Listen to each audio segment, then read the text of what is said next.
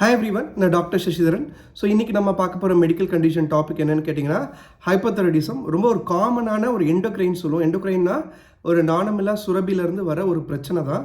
So இது எப்படி sir வருது, இது எப்படி நம்ம கண்டுபிடிச்சி டாக்டர் போய் கரெக்டான டைமில் ட்ரீட்மெண்ட் எடுக்கலாம் பற்றி தான் நம்ம இன்றைக்கி டீட்டெயிலாக பார்க்க போகிறோம். ஸோ ஃபஸ்ட்டு விஷயம், ஹைப்போதைராய்டிசம் அப்படின்னா உங்களுடைய இந்த கழுத்து பகுதியில் இருக்கிற தைராய்டு சுரபி ஒழுங்காக சுரக்கலை. ஸோ அதனால் வர சிம்டம்ஸை நம்ம ஹைப்போதைராய்டிசம் சொல்லுவோம். நான் இதுக்கு முன்னாடி ஒரு வீடியோ போட்டிருந்தேன். அது கன்ஜென்டல் ஹைப்போதைராய்டிசம், அதாவது பிறந்த குழந்தைங்களுக்கு இருக்கிற ஹைப்போதைராய்டிசமால் என்னென்ன பிரச்சனைகள் வரும், அதை எப்படி கண்டுபிடிச்சி ட்ரீட்மெண்ட் பண்ணலான்றதை நான் டீட்டெயிலாக போட்டிருந்தேன். ஸோ நீங்கள் பார்க்கணுன்னா ஒரு ஐடியாக்காக போய் பார்த்துட்டு வரலாம். இப்போ நம்ம பெரியவங்களுக்கே உரிதான இந்த ஹைப்போதைராய்டிசம் பற்றி டீட்டெயிலாக பார்க்க போகிறோம். ஸோ ஃபஸ்ட்டு விஷயம், என்ன ப்ராப்ளம் நடக்குதுன்னு கேட்டிங்கன்னா, நம்மளுடைய இந்த கழுத்து பகுதியில் நான் சொன்ன மாதிரி தைராய்டுன்னு ஒரு நாணமில்லா ஒரு சுரபி இருக்குது. அதோடைய வேலை என்னன்னு கேட்டிங்கன்னா, நம்ம உடம்புல பேசல் மெட்டபாலிசம், அதாவது உங்கள் உடம்புல இருக்கிற ஒரு கண்ணுக்கு தெரியாத ஒரு செல்லுலேயும் நடக்கக்கூடிய மெட்டபாலிசம்னா அதோடைய செயல்பாடு. இந்த குளுக்கோஸ், கார்போஹைட்ரேட், அந்த மாதிரி நிறைய விஷயங்கள் நம்ம உடம்புக்குள்ளே போகிறத ரெகுலரைஸ் பண்ணுறதோட வேலை தான் மெயினாக இந்த தைராய்டு சுரபியோட வேலை. ஸோ அது இப்போ தைராய்டு ஒழுங்காக சுரக்கலை. நிறைய கண்டிஷன்ஸ் இருக்குது, நான் சொல்ல போகிறேன். அந்த மாதிரி காரணங்களால் இந்த தைராய்டு ஒழுங்காக சுரக்காத போது உங்கள் உடம்புல ஏற்படுற மேனிஃபெஸ்டேஷன்ஸ்லாம் என்னென்னு பார்த்தீங்கன்னா, ஸோ மொதல் விஷயம் சிம்டம்ஸ் நான் சொல்லிடுறேன்.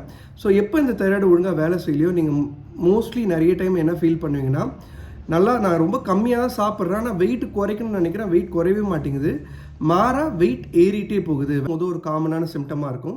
ஸோ அடுத்தது பார்த்தீங்கன்னா, உங்கள் உடம்பு ஸ்கின் ரொம்ப ட்ரையாக இருக்க மாதிரி உங்களுக்கு ஒரு ஃபீல் இருக்கும். நம்ம ஆக்சுவலாக என்ன தடவினாலும் ரொம்ப ஒரு ட்ரை ஸ்கின் மாதிரி ஒரு ஃபீல் இருக்கும். அதுக்கப்புறம் கேட்டிங்கன்னா, ரொம்ப டயர்டாகவும் ரொம்ப சோர்வாகவும் உங்கள் சிந்தனைகளும் ரொம்ப வீக்காக இருக்க மாதிரி இருக்கும். இப்போ நீங்கள் உங்கள் ஃப்ரெண்டு கூட நார்மலாக நடக்கிறீங்க.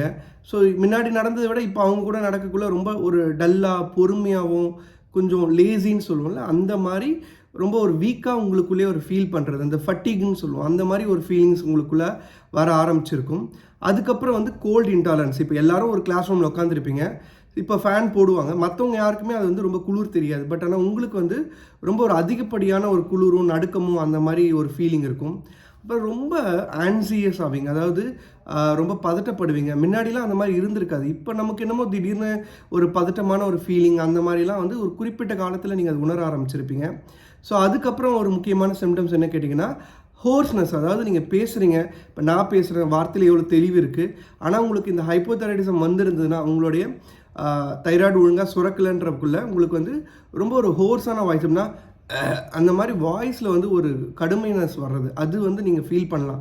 ஹோர்ஸ்னஸ் ஆஃப் வாய்ஸ் சொல்லுவோம். அதுக்கப்புறம் நிறைய பேர் முன்னாடிலாம் ரெகுலராக காலைல எழுந்தோடனே பாத்ரூம் போயிடுவாங்க. ஆனால் இப்போலாம் 2 நாளைக்கு ஒரு வாட்டி, 3 நாளைக்கு ஒரு வாட்டி பாத்ரூம் போகிறதுல ரொம்ப கஷ்டமாக ஒரு ஃபீல் பண்ணுவீங்க. அதுதான் கான்ஸ்டிபேஷன் நாங்கள் சொல்லுவோம். இதுவும் ஒரு மேஜரான காமனான சிம்டம் உங்கள் உடம்புல இந்த தைராய்டு சுரபி ஒழுங்காக சுரக்காத பட்சத்தில். அதுக்கப்புறம் ரொம்ப டல்லாகவே இருக்கிறது, நான் முன்னாடி சொன்ன மாதிரி ஒழுங்காக தூக்கம் இல்லாமல் இருக்கிறது, முகம் வீக்கம், சில டைம் கால் வீக்கம், இது எல்லாமே ஒரு ஹைப்போதைராய்டிசம். உங்கள் உடம்புல தைராய்டு ஒழுங்காக சுரக்காத போது இந்த எல்லா சிம்டம்ஸுமே நீங்கள் கண்டிப்பாக ஃபீல் பண்ணுறதுக்கான சான்ஸ் ரொம்ப அதிகமாக இருக்குது.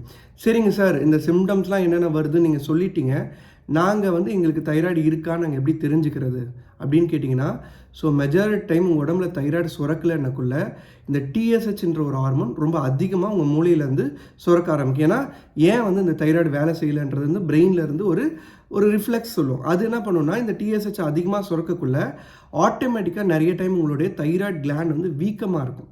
ஸோ இது சில கண்டிஷன்ஸில், பட் நிறைய கண்டிஷன்ஸில் நம்ம வீக்கம் தெரிஞ்சிக்க முடியாது. வெறும் சிம்டம்ஸை வச்சு நம்ம குறிப்பிட்ட டெஸ்ட் பண்ணுவோம்.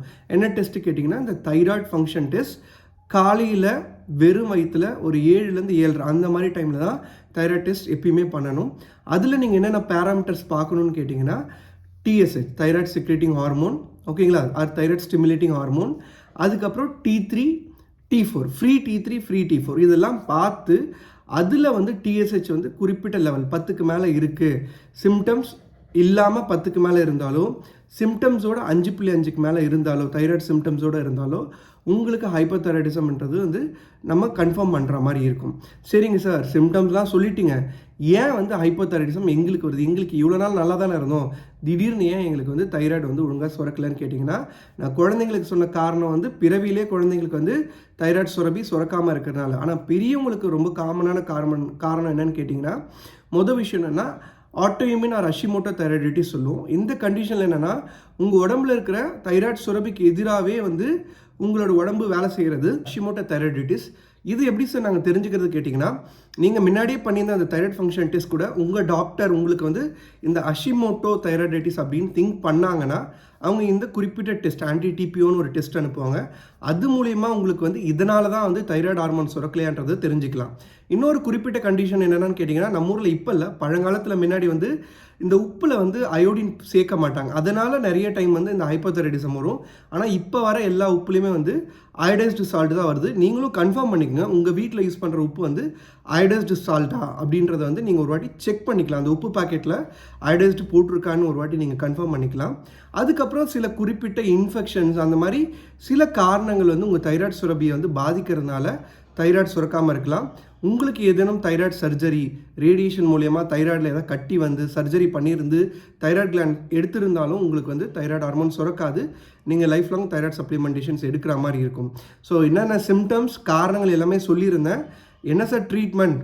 ஸோ இந்த டிஎஸ்ஹெச்ன்னு நீங்கள் சொன்னீங்க, 10க்கு மேலே இருக்குது, கூட தைராய்டு சிம்டம்ஸ்லாம் இருக்குன்னா உங்கள் டாக்டர் தைராக்சின் மருந்து ஸ்டார்ட் பண்ணுவாங்க. அது நிறையா மைக்ரோகிராமில் வருது. 25, 50, 66, 100 மைக்ரோகிராம் வருது. உங்கள் உடம்புக்கான வெயிட்டுக்கு ஏற்ற தேவை எவ்வளோ இருக்குதுன்னு பார்த்து அதுக்கேற்ற மாதிரி உங்களுடைய மெடிசன் ஃபிசிஷியன் டாக்டரோ இல்லை பீடியாட்ரிஷனோ எண்டோக்ரைனாலஜிஸ்டோ அதுக்கேற்ற மாதிரி உங்களுக்கு எவ்வளோ தேவைன்றதை பார்த்து டைட்ரு பண்ணுவாங்க. நீங்கள் கண்டிப்பாக உங்கள் டாக்டரை கன்சல்ட் பண்ணணும். ஸோ என்னோட மெயினான விஷயம் என்னென்னா வந்து உங்களுக்கு சிம்டம்ஸ் இருக்கிறத நீங்கள் தெரிஞ்சு சீக்கிரமாக டாக்டரை போய் பார்க்கணுன்றது தான் என்னுடைய மெயின் பர்பஸ் இந்த வீடியோவில் நான் சொல்ல வந்தேன். ஸோ உங்களுக்கு இந்த பெரியவங்களுக்கு உண்டான தைராய்டு பற்றி வேறு ஏதாவது சந்தேகங்கள் இருக்குது, அதை நான் டிஸ்கஸ் பண்ணணும்னு நினச்சிங்கன்னா கமெண்ட் பாக்ஸில் மென்ஷன் பண்ணுங்கள். So until then bye from doctor Sasitharan.